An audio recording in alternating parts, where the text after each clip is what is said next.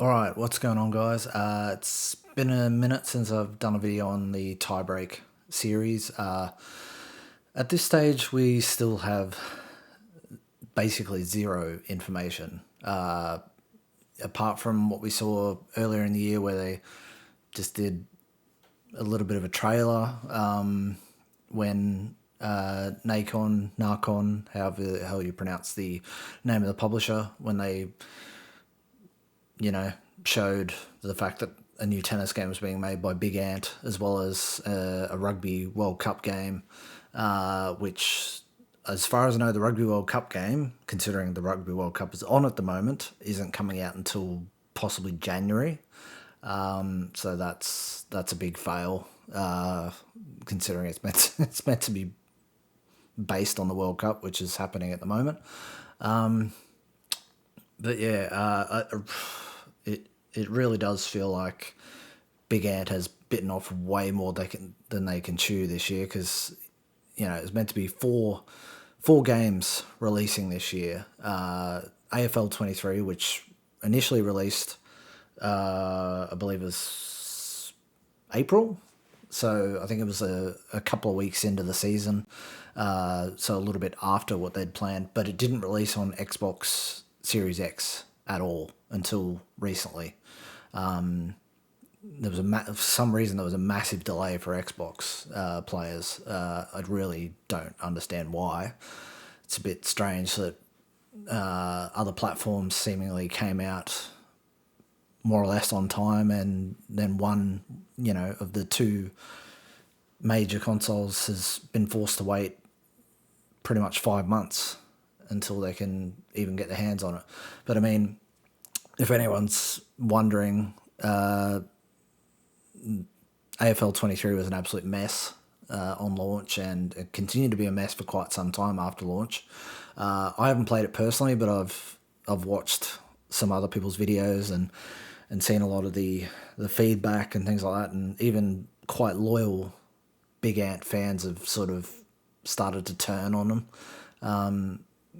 because they seemingly get no communication from the developer when they're having these issues. It seems to be very rare when they actually, jump in and respond. Like, the only thing that the CEO has said in regards to the cricket game, which was meant to release during the Ashes back in June, and that's supposedly coming out next week. There's still no information, screenshots, trailers, all that sort of stuff on that game yet, which is quite worrying considering that's a week away. But the only thing the CEO has come out and said is the date is the date. It's like, wow, that's really, really, inspiring and induces a lot of confidence in the fact that it's going to release at all. Because, I mean, when the cricket game was meant to release, I think they waited until a week or two before it was meant to release, and then they said, "Oh, it's going to be in October now." So the fact that there's been no details whatsoever that I've seen come out, and now it's a week away from it apparently releasing. That's a bit of a worry. But in terms of the tiebreak game, I'd say they'd be lucky to come out before Roland Garros next year. I can't see it coming out before or around the Australian Open, because that's apparently when the rugby game's set to come out. So but the general feeling is they've bitten off way more than they can chew. They're only a small developer. They're not of the size of EA or 2K and developers like that. So I don't know why.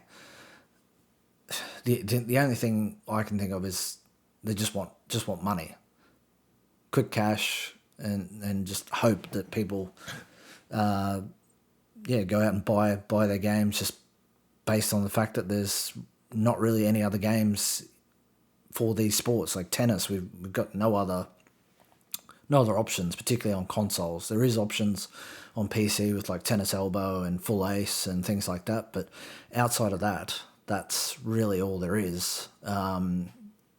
and console users, they're basically got to either resort to the AO Tennis games or the Tennis World Tour games, both of which have been quite poor. So, it's definitely a difficult time to be a tennis video game fan.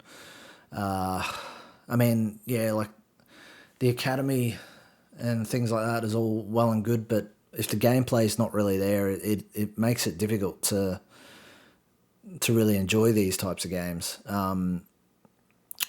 But anyway, hopefully at some point we receive some sort of news on this game, because like I'm curious to see, like particularly like how many licensed players, venues, all that sort of stuff they're going to have, because it's officially licensed supposedly by the ATP and WTA tours. So assumably they might potentially have more players, more licensed players. But I mean, if the gameplay is not there, I really struggle to see how it's going to go. But anyway, until there's more news, I will come back with that. Otherwise, carry on.